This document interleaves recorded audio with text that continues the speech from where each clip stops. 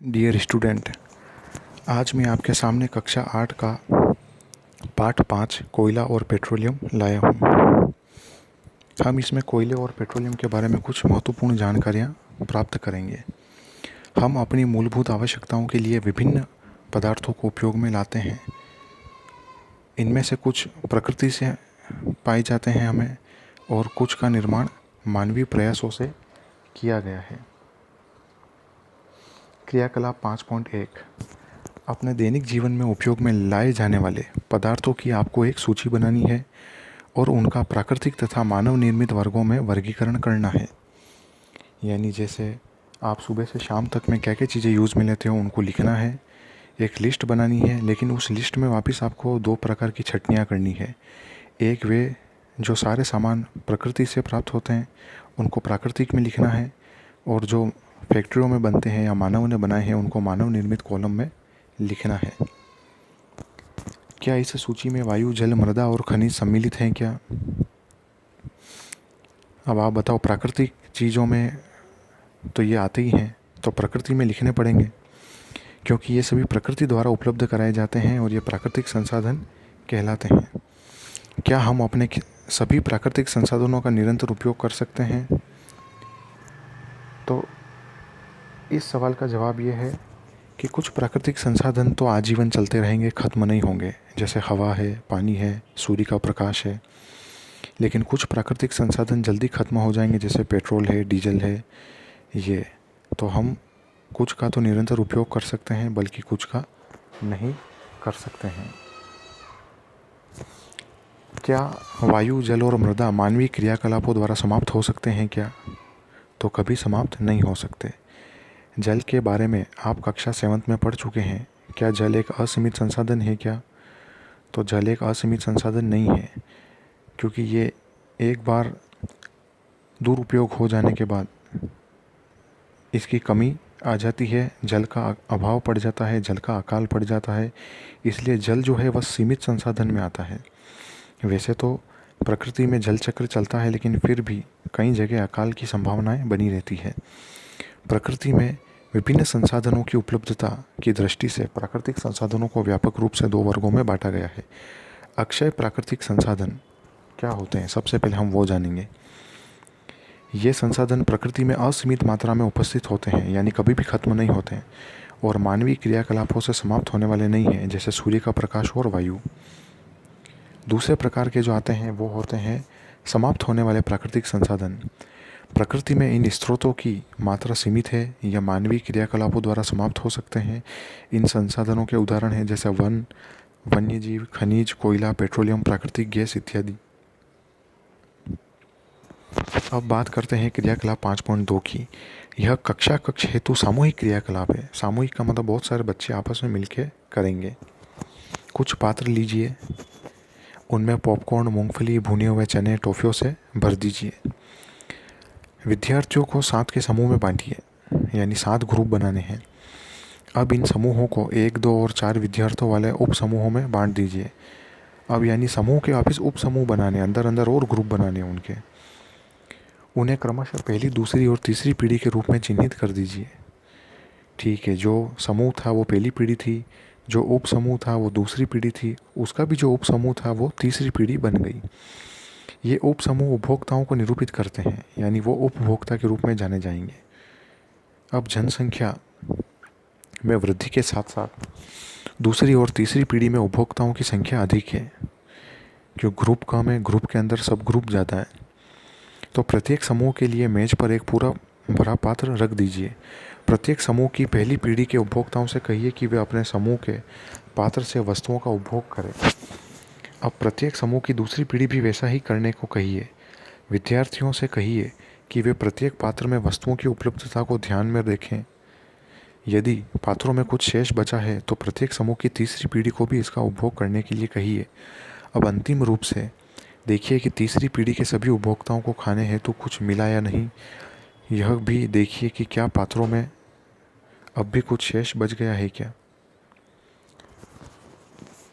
तो मान लीजिए कि पात्रों के खाद्य पदार्थ जो हैं वह कोयले, पेट्रोलियम या प्राकृतिक जैसे समाप्त होने वाले प्राकृतिक संसाधनों को प्रदर्शित करते हैं। प्रत्येक समूह का उपभोग प्रतिरूप भिन्न हो सकता है। कोई ज़्यादा उपयोग में लेगा तो कोई कम उपयोग में ले सकता है। तो ज़्यादा उपयोग में लेगा कोई तो उसकी दूसरी पीढ़ी में कम चीज़ पहुंचेगी, दूसरी वाले उस कम चीज़ का उपभोग कर लेंगे तो तीसरी पीढ़ी तक नहीं पहुंचेगी। तो क्या किसी समूह की पहली पीढ़ी बहुत अधिक लालची है? हो सकता है कि यह कुछ समूहों में पहली पीढ़ी आने वाली पीढ़ियों के लिए प्राकृतिक संसाधनों की उपलब्धता के विषय में चिंतित हो। इस अध्याय में हम कोयले, पेट्रोलियम और प्राकृतिक गैसों जैसे कुछ समाप्त होने वाले प्राकृतिक संसाधनों के विषय में अध्ययन करेंगे और इनका प्राकृतिक सजीव निर्माण सजीव प्राणियों के मृत अवशेषों यानी जीवाश्मों से होता है, इसलिए इन्हें जीवाश्म ईंधन भी कहते हैं। सबसे पहले पढ़ेंगे हम कोयले के बारे में। कोयला, क्या आपने कोयला देखा होगा या इसके बारे में आपने सुना होगा? यह पत्थर जैसा कठोर और काले रंग का होता है। यह कोयले का आपके सामने फोटो प्रदर्शित है, ऐसा कोयला होता है। खाना पकाने हेतु उपयोग में आने वाले ईंधनों में कोयला एक है। पहले इसका उपयोग रेल के इंजनों को चलाने के लिए भाप बनाने में होता था। इसका उपयोग तापीय शक्ति संयंत्रों में विद्युत उत्पन्न करने हेतु भी किया जाता था। कोयले का उपयोग विभिन्न उद्योगों में ईंधन के रूप में भी किया जाता है। कोयले की कहानी। कोयला हमें कहाँ से प्राप्त होता है और यह कैसे बनता है? तो आइए हम कोयले के निर्माण की प्रक्रिया को अच्छे से समझते हैं।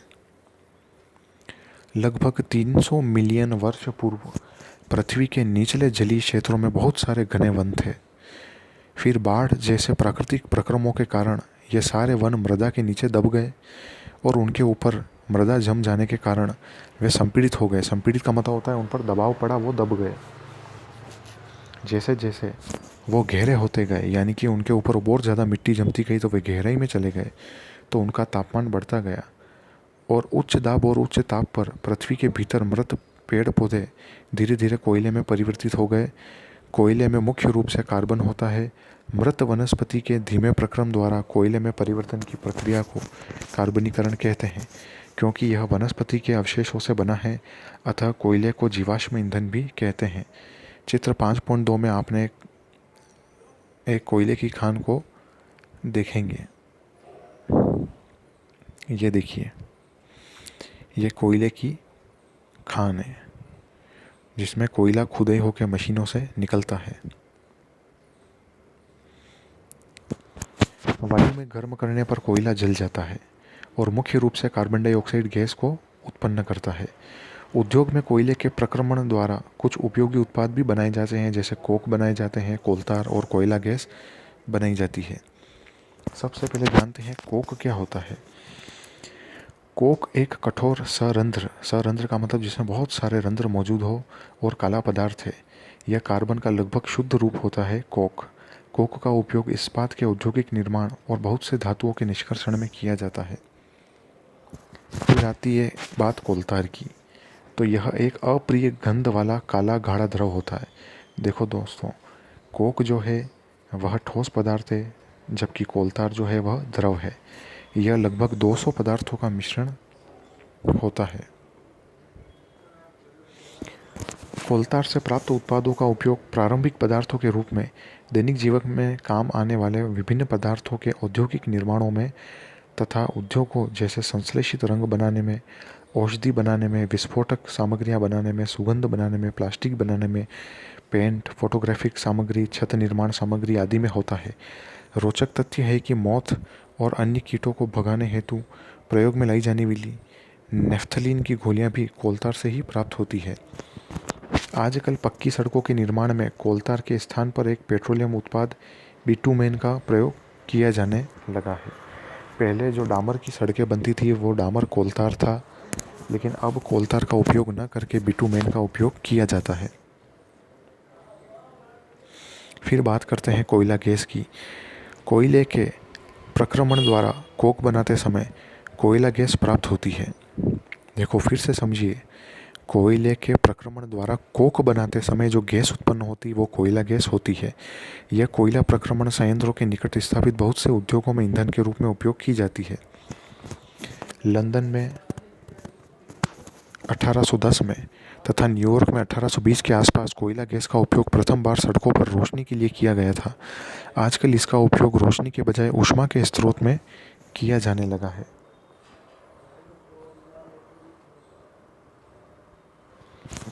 अब बात करते हैं हम पेट्रोलियम की, कि पेट्रोलियम पदार्थ क्या होते हैं, कहाँ से प्राप्त होते हैं, इनका शुद्धिकरण कैसे होता है और इनसे कितने उत्पाद बनते हैं। जो भी है हम अभी सब इनके बारे में जानेंगे। आप ध्यान से पढ़िए।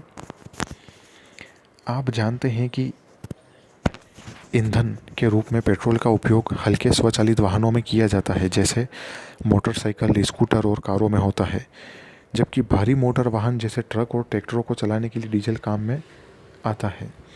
इन प्राकृतिक स्रोत से प्राप्त होते हैं। ये सभी ईंधन जो होते हैं वो प्राकृतिक स्रोतों से प्राप्त होते हैं, जिसे पेट्रोलियम कहते हैं। पेट्रोलियम शब्द की उत्पत्ति पेट्रा यानी कि चट्टान एवं ओलियम यानी तेल से हुई, क्योंकि ये ज़मीन के नीचे चट्टानों के मध्य से निकाला जाता है, इसलिए इसका नाम पेट्रोलियम पड़ा। क्या आप जानते हैं कि पेट्रोलियम कैसे बनता है? पेट्रोलियम का निर्माण समुद्र में रहने वाले जीवों से हुआ। अब आप सोच रहे होंगे कि जीवों से कैसे निर्माण हुआ, तो आइए पूरी प्रक्रिया को समझते हैं। जब ये समुद्र में रहने वाले जीव मृत हो गए यानी मर गए, तो इनके शरीर समुद्र के पेंदे में जाकर जम गए और फिर रेत तथा मिट्टी की तहों द्वारा ढक गए। लाखों वर्षों में वायु की अनुपस्थिति और उच्च ताप व उच्च दाब के द्वारा मृत जीवों को पेट्रोलियम और प्राकृतिक गैस में परिवर्तित कर दिया। ये देखिए, आप डायग्राम देख सकते हैं। ये पेट्रोलियम का डायग्राम है कि किस तरह से ये चट्टानें, उनके ऊपर मिट्टी जमती जाती है और चट्टानें बन जाती है। उन चट्टानों को ड्रिल करना पड़ता है और ड्रिल करने से हमें पेट्रोलियम गैस और पेट्रोल प्राप्त होते हैं।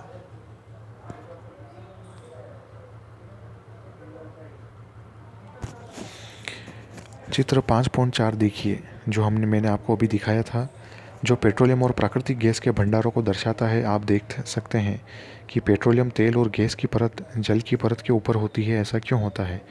याद करिए कि तेल और गैस जल से हल्के होते हैं, ये आपस में मिश्रित नहीं होते हैं, इसलिए ये जल से ऊपर तैरते हैं और जल नीचे रहता है। अब प्रश्न बनता है, विश्व का पहला तेल कुआं कहाँ खोजा गया? तो पेंसिल्वेनिया, अमेरिका में 1859 में ड्रिल किया गया था और 8 वर्ष बाद 1867 में असम के माकूम नामक स्थान पर हमारे भारत में तेल का भंडार का पता चला।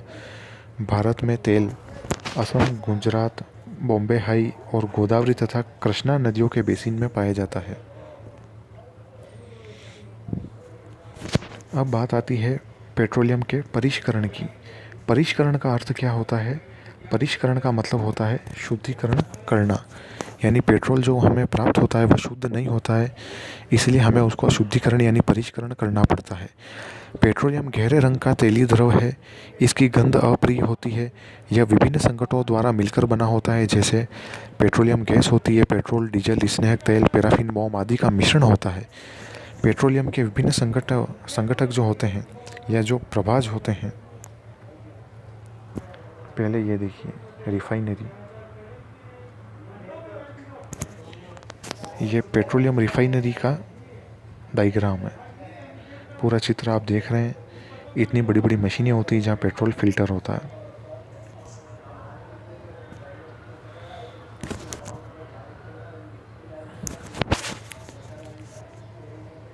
तो कच्चे पेट्रोल से इन पदार्थों को पृथक करने का प्रक्रम परिष्करण कहलाता है। यह कार्य पेट्रोलियम परिष्करणी में संपादित किया जाता है।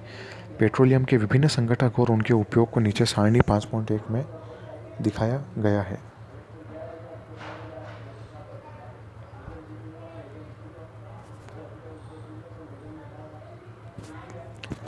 आपको ये सारणी दिख रही है, इसमें आप देखिए, द्रवित पेट्रोलियम गैस नंबर 1 पे है, जिसका उपयोग कहाँ होता है? घरों और उद्योगों में ईंधन के रूप में। दूसरा है पेट्रोल, जिसका उपयोग कहाँ होता है? मोटर, ईंधन और शुष्क धुलाई यानी ड्राई क्लीन करने के लिए, या विलायक के रूप में। विलायक यानी घोलने वाला कोई विलियन। मिट्टी का तेल स्टोव में, लैंप में और जेट वायुयान के ईंधन में काम आता है। डीजल भारी मोटर वाहनों और विद्युत जनित्र को चलाने के लिए काम में आता है। स्नेहक तेल स्नेहन में काम आता है। पैराफिन, मोम, मरहम, मोमबत्ती, वैसलीन आदि में काम आता है। और बिटुमेन पेंट व सड़क के निर्माण में काम में आता है।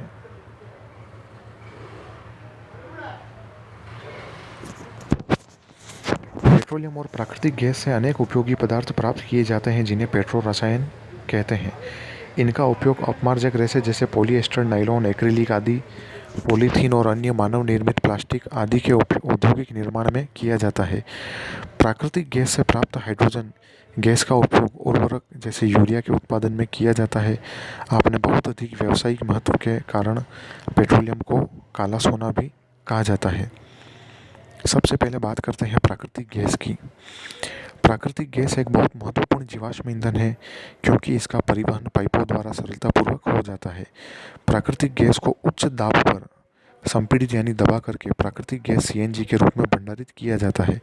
सीएनजी का उपयोग ऊर्जा उत्पादन हेतु किया जाता है। अब इसका उपयोग परिवहन वाहनों में ईंधन के रूप में भी किया जा रहा है क्योंकि यह कम प्रदूषणकारी है। यह एक स्वच्छ ईंधन है। सीएनजी का अधिक लाभ यह है कि इसे घरों और कारखानों में सीधा जलाया जा सकता है जहां इसकी आपूर्ति पाइपों के माध्यम से होती है। आज हमने सीएनजी यानी प्राकृतिक गैस तक के बारे में पढ़ा। इसकी थोड़ी सी जानकारी और लेते हैं, फिर हम कल कुछ अन्य घटकों के बारे में पढ़ेंगे। पाइपलाइनों का ऐसा जाल बड़ौदा यानी गुजरात, दिल्ली के कुछ भागों और अन्य स्थानों पर उपलब्ध है। यानी जैसे तार जो होते हैं जिससे बिजली आती है घर में, उनका जाल होता है, उसी तरह बड़ौदा और दिल्ली में गैस का कनेक्शन दिया हुआ है। जगह जगह गैसों के पाइपों का जाल है। प्राकृतिक गैस का उपयोग प्रारंभिक पदार्थ के रूप में बहुत से रसायनों और उर्वरकों के औद्योगिक निर्माण में किया जाता है। भारत में प्राकृतिक गैस के विशाल भंडार हैं और हमारे देश में प्राकृतिक गैस जो है वो त्रिपुरा, राजस्थान, महाराष्ट्र, कृष्णा, गोदावरी डेल्टा में पाई जाती है। अब बुझो पूछ रहा है, क्या प्रयोगशाला में मृत जीवों से कोयला, पेट्रोलियम और प्राकृतिक गैस बनाई जा सकती है? तो यह असंभव है क्योंकि इनके निर्माण में लाखों करोड़ों वर्षों का समय लगता है जो कि प्रयोगशाला में संभव नहीं है। पहेली कह रही है नहीं, इनका बनना एक बहुत ही धीमा प्रक्रम है और इनके बनने की परिस्थितियाँ प्रयोगशाला में उत्पन्न नहीं की जा सकती है। इसलिए यह एक प्राकृतिक संसाधन है। अगर ये एक बार ख़त्म हो गए तो यह वापस से नहीं बनेंगे। कल हम पढ़ेंगे कुछ प्राकृतिक संसाधन सीमित हैं, उनके बारे में हम आगे कल अध्ययन करेंगे।